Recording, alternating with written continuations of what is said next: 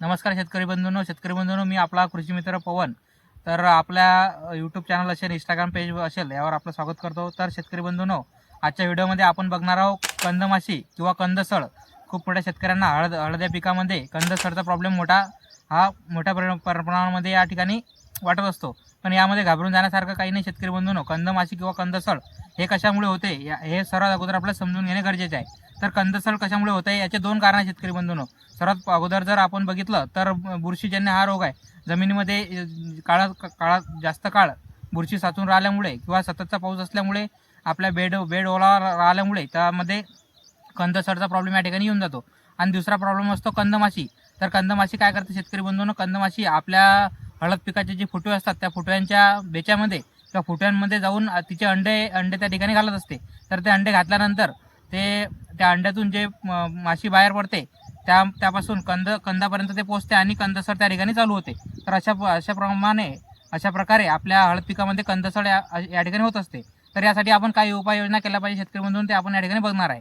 तर कंदसळ यासाठी बुरशीजन्य रोग असल्यामुळे त्यासाठी ड्रीप नियोजन आपल्याला ठेवणे गरजेचे आहे. तर ड्रीपमधून जर बघितलं शेतकरी बंधूंनो, तर आपल्याला 1-2 प्रकारचे जे बुरशीनाशक मार्केटमध्ये चांगले उपलब्ध आहेत आणि त्याचे रिझल्टसुद्धा चांगले आहेत ते मी सांगण्याचा या ठिकाणी प्रयत्न करतो. किंवा तोच कंटेंट तुम्हाला दुसरा तुमच्याकडे जो मिळत असेल त्याचा आपण या ठिकाणी वापर करू शकता. तर त्यामध्ये जर बघितलं शेतकरी बंधूंनो, तर बायर कंपनीचं अलाइट, ज्यामध्ये फॉसिटिल AI हा टेक्निकल कंटेंट या ठिकाणी आपल्याला पाहायला मिळतो. त्याचा जर आपण वापर करत असलो तर 400 ग्रॅम प्रति 1 एकर यासाठी आपल्याला या ठिकाणी वापर करायचा आहे. त्यानंतर जर शेतकरी बंधूंनो आपण बघितलं गेलं तर धानुका कंपनीचं जॅनेट, त्यामध्ये थायबिनाइड मेथल प्लस कासुकामायसिन हे 2 टेक्निकल आपल्याला या ठिकाणी मिळतात. त्याचा 400 ml प्रति 1 एकरासाठी आपल्याला ड्रीप थ्रू या ठिकाणी वापर करायचा आहे. हे दोन्ही टेक्निकल कंटेंट मी सांगण्याचा प्रयत्न केला शेतकरी बंधूंनो. आपल्याकडं याऐवजी दुसरे जर कोणते मिळत असले किंवा हे टेक्निकल कंटेंट मिळत असले तर याचा आपण या ठिकाणी वापर करू शकता. त्यानंतर शेतकरी बंधूंनो, रायझम फ्लाय, जसे की मी कंदमाशी सांगितलं, तर कंदमाशीच्या प्रादुर्भाव रोखण्यासाठी या ठिकाणी आपल्याला फवारणी घेणे गरजेचे आहे. तर फवारणी घेतेवेळी शेतकरी बंधूंना आपल्याला काय करायचं आहे, आलटून पालटून प्रत्येक फवारणीमध्ये आपल्याला गॅस पॉयझनचा वापर करायचा आहे.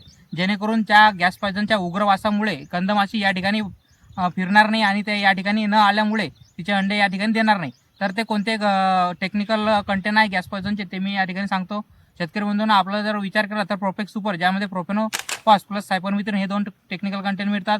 त्यानंतर क्विनॉलफॉस, त्यानंतर फेंटॉइड, जे धानुका कंपनीचं धानुसान नावाने येते ते फेंटॉइड, हे 2-3 टेक्निकल कंटेंट या ठिकाणी आपण पाहू शकता.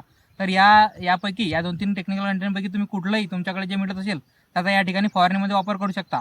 अशा प्रकारे शेतकरी बंधूंना आपल्याला कंदसळ असेल, कंदमाशी असेल, यावर उपाययोजना आपल्या हळद पिकामध्ये पहिले लागवडीनंतर 50 ते 60-70 दिवसाच्या दरम्यान अशा प्रकारे आपल्याला उपाययोजना करणे गरजेचे आहे.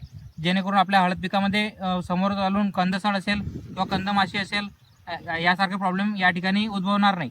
तर तुम्ही कशा प्रकारे शेतकरी बंधूंना आपल्या हळद पिकाची काळजी घेता आम्हाला कमेंट सेक्शनमध्ये सांगा आणि जास्तीत जास्त हळद शेतकऱ्यांच्या ग्रुपला हा व्हिडिओ शेअर करा. भेटूया मित्रांनो पुढच्या व्हिडिओमध्ये. तोपर्यंत राम राम.